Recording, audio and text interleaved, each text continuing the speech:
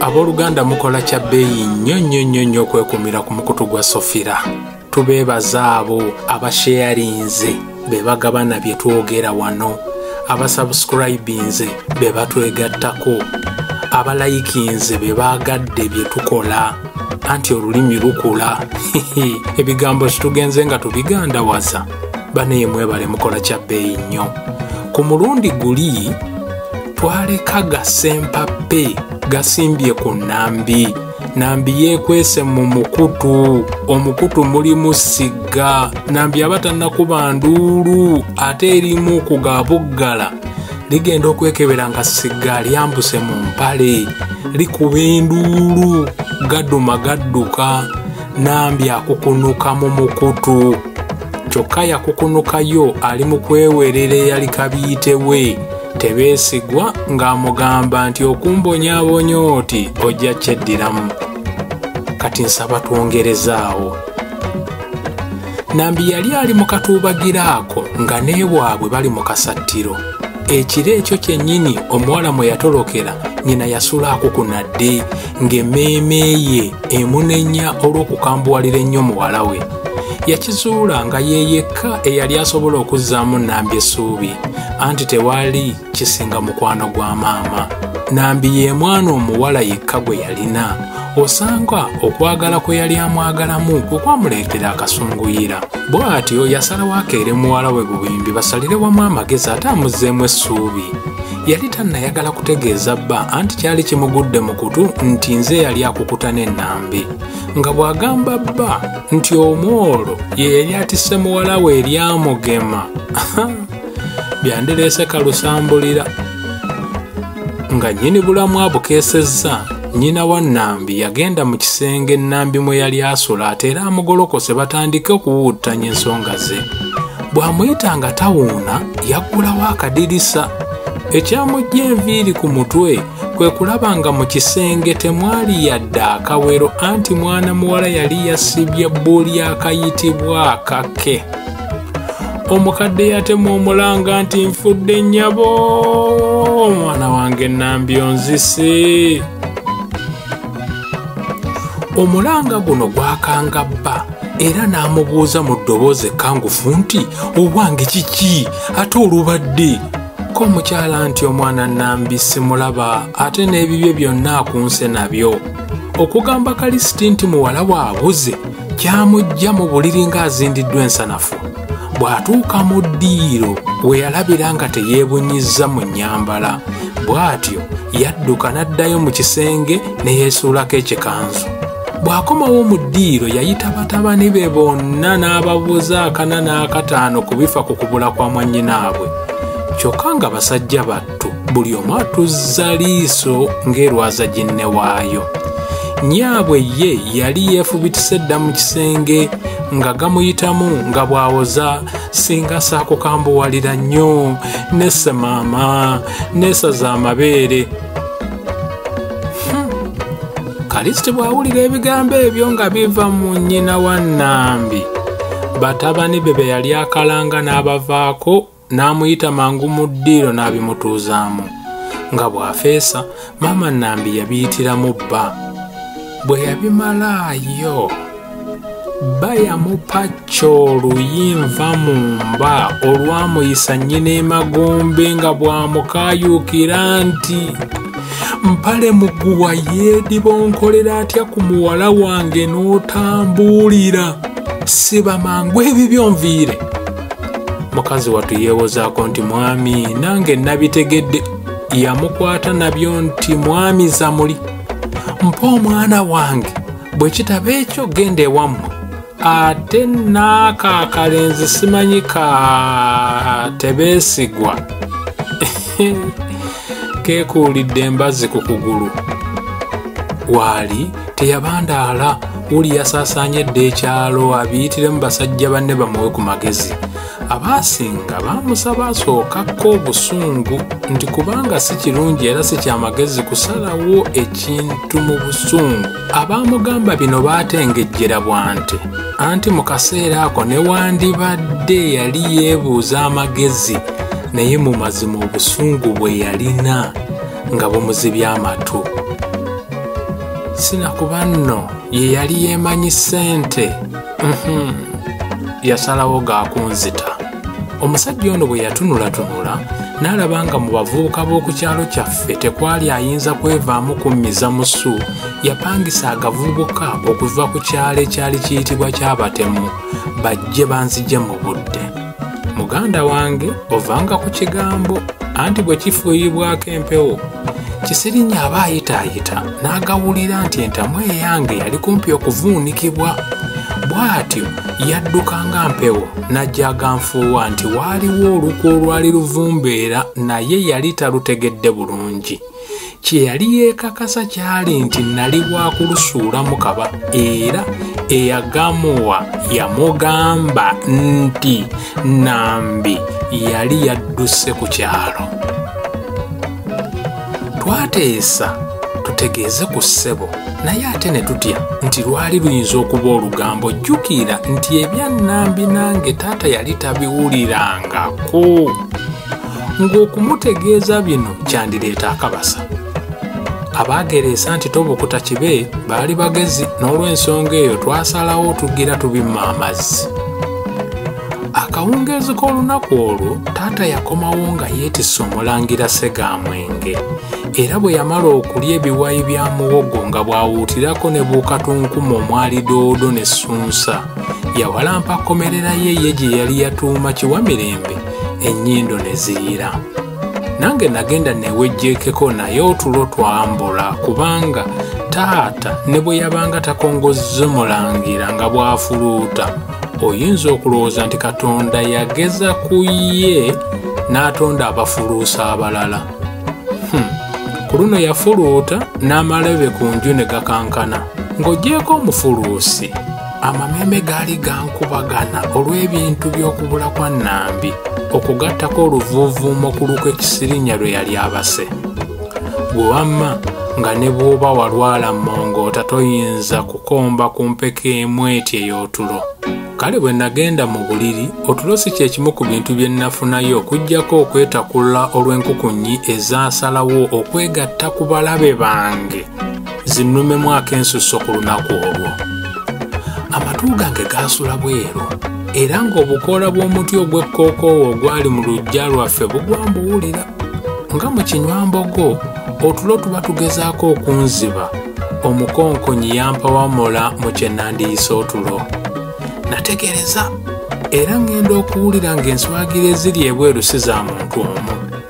Omwezi gwali gwememula era bwe nalingiza nti mu myagaanya gy'oluggi nagenda okulaba nga mu luggya mulimu abasajja abawera era nga bakutte ebitottolima bya gaggo. Wano akakunkuna ku ebyo Kisirinya bye yali aŋŋambye we kanzigweramu era ngenda okuwulira ng'empale yange etobye. Tombuuza kyali kigitobezza mutaayi wange, okimanyi naawe nti ebizibu nga binajja otuuyanira ku ggolu. Bwali bugayegaye. Munnange bwe namala okukenga ebyali mu luggya nadda kyennyumanyuma nga musezi nga ntuuse okumpi n'omulyango ogugenda mu kisenge kya ssebo naguwa manta anti nali mu kibululu. Nga nguzudde nayingira mu kisenge era nga ntuuse okumpi n'ekitanda ky'omukulu namunyeenyanyeenya nga bwe muyita mu kawuliro emmese nti taata twafudde dde ebweru eriyo abatulumbye. Ng'omukulu ambuuzizza olubadde namutegeeza nti abaali ebweru ebyali bibaleese nali mbimanyiiko nti naye byali biwanvu nga siyinza kubitottola byonna mu kaseera ako. Kyokka namutegeeza nti byali bikwata ku Nambi muwala wa Kalisiti. Omukulu bwe yawulira ebyo omutima gwamudda ku mutwe n'andagira okukoleeza munakutadooba. Ekitengo gye kyava saamanyayo nga n'amannyo gankubagana be kapakapa. Bwe nagezaako okukoleeza ettaala yannema, omukulu yankwakulako ekibiriiti n'agyekoleereza.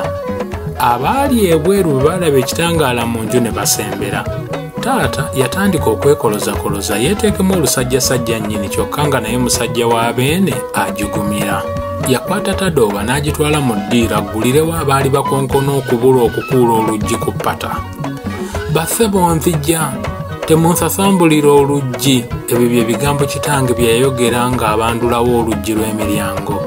abajambola abaali ebweru bwe baawulira nga taata agguddewo oluggi bonna beeyiwa eyo Kazero baale watwamponya kubanga taata abaggulawo emiryango nze ne mpasula olw'emmanju era eyo gye nayita. Bwe natuuka mu luggya lw'emmanju nakiraba nti okuteekako kakokola tondeka nnyuma kwali kwewaayo mu mikono gya Walumbe. Nasalawo neekukumme mu kimwanya ekisaakaativu ekyali awo emmanju ekyosi kimala okuyita kubanga nafuna okulowooza nti abatujju baali tebayinza kunsuubira kwekukuma kumpi awo. Agasajja geefubitika enju ne gatandika okumpenja obuyiso oba ŋŋambe buseenene. Olaba gaatuuka n'okuyiwa amazzi agaali mu ttogero mbu si kulwa nga neekukumyemu. Baalaba gwe banoonya mugenzi tazze ne balyoka bategeeza taata ensonga eyali ennoonyesa anti ng'abateeteza n'omulenzi gwe munoonya mutyo yazzizza gwa naggomola ki. Omukulu bwe yawulira ebyo yeecwacwana gwe nali sibuuliddeeko n'akamu yawera mu maaso g'abalumbaganyi nti singa kali busiru era kalibu gy'oza oyo mukwatako bwe nti mujja kusanga mulambo anti nze namwezaalira. Olulenzi olwo nalulaba nga lutandise okuzoola enziso. Mukulu Kalifiti mumugambe nti enkya nkeera wuwe naye ono kaggwe ensonyi ndeka musse. Bino yabyogerera waggulu ng'atwala erimba ejjebbi ate mu ddoboozi erijjudde obukaali. Bali baawetamu ne baddayo gye baava. Omukulu yabavaako emabega akette alabe oba bagendera ddala. Taata ng'akomyewo yayingira mu nju. Bwe yalaba ng'oluggi lw'emmanju luggule n'amanya nti Wakayima yali abombedde omwo. Yatandika okumpita mu kabuli lw'emmese nti gwe omulenzi yitawo mangu. Manyi weekwese kumpi vaayo mangu tusale amagezi. Ebigambo bya taata ebyo byammiza omutima ng'enkoko emira ensanafu n'enkukunuka mu kimwanyi anti oluweera lwe yawera ng'abasajja bakyaliwo lwali luntekemudde. Nga ntuuse mu nju nazuula ekintu kye nnali simanyi ku taata. Yali anjagala nnyo kuba mu ddoboozi erijjudde ennyiike yaŋŋamba nti mwana wange omwati onanva eki gwe tomanyi nti evvuuvuumira terigwa ku mwenyango newandibadde ettutu lifumita likyali tto naye wali olabye ye erifumita ebigatto bye bayita emikalabanda. Mwana wange tewandyetantadde ne weepampalika ku muwala wa Kalifiti kubanga ssente z'alina asobola okulagira ne bakuteeka mu sefuliya ne bakufumba n'ojja nga ssente ze bakozesa ng'enku.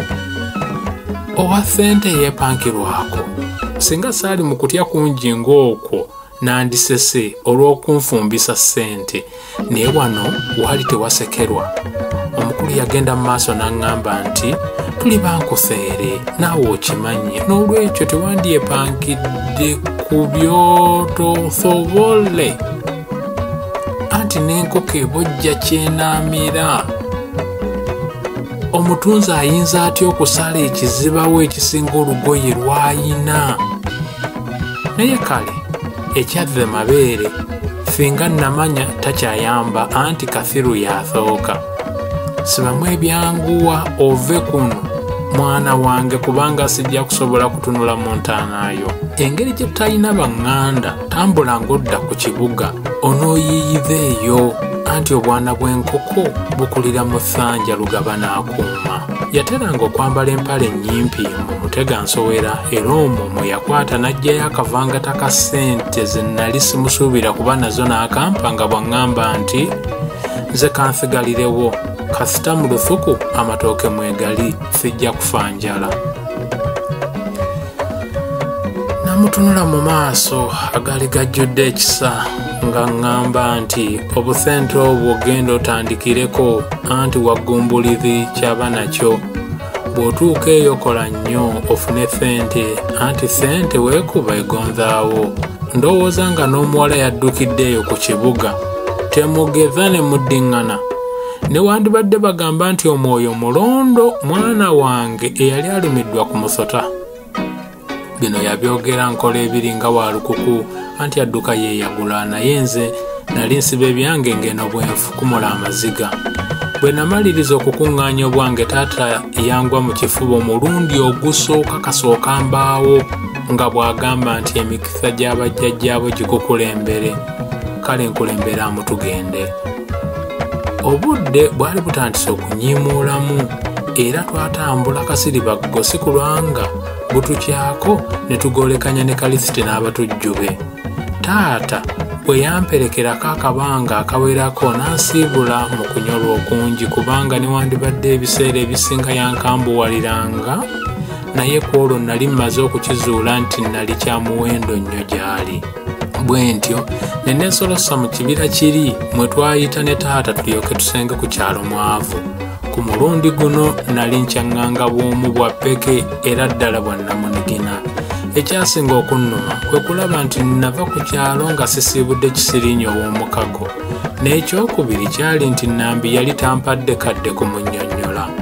Wabula ekyaŋŋumya omutima kyali nti ensozi tezisisinkana naye abantu basisinkana. Ensi nga bw'eri enfunda, Semanda yali akyayinza okutusisinkanya ne Nambi nate. Abooluganda, mwebale nnyo okulaba. Tubasaba like, share and subscribe. Likinga, sharinga o subscribing anti olulimi lukula. Abankuumire nnyo atakuumira mpeera.